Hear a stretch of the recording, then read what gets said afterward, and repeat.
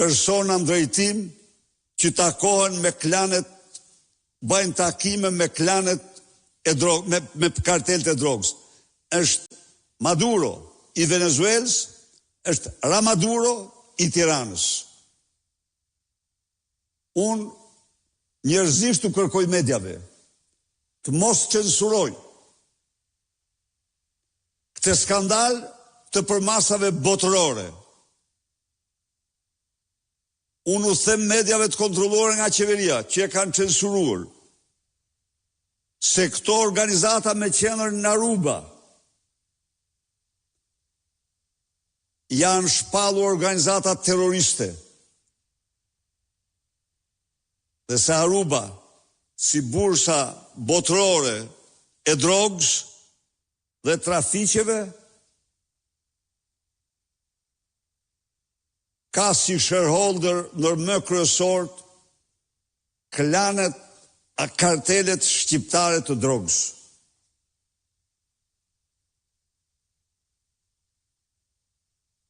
Pra, në 30 vite të fundit pas Noriegës,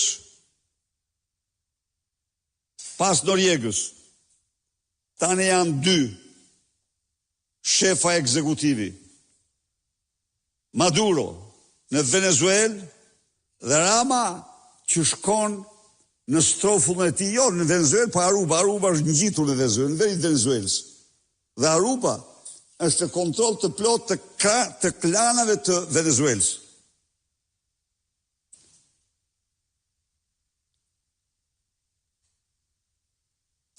Ju informoj gjithashtu se në Aruba kanë qenë kartelet e drogës të Shqipërisë, por kanë qenë dhe grupe dhe organizatat kriminale të drogës nga Kosova dhe Macedonia, shqiptare. Dhe natyrisht, ortakët e tyre të karteleve të Venezuelës, Kolumbisë, Ekuadorit, Paraguajt, Uruguajt.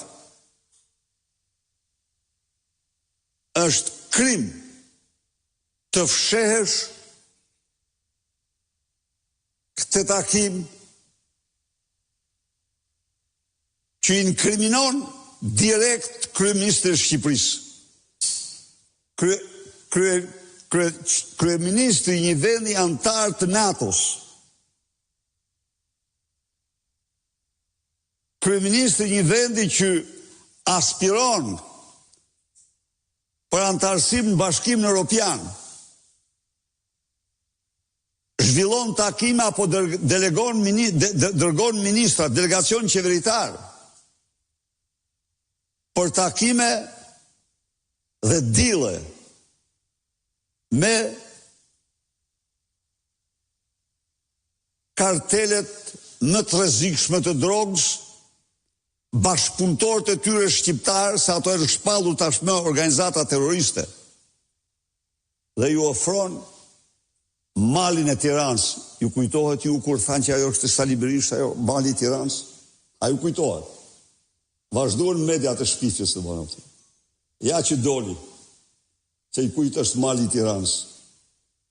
Besoj se e mësur, apo syri i Tiranës, berët vesh atë që, po besoj se ato janë. Ndaj dhe jam këtu, por të thanë dhe Ramës i jep dorëheqjen.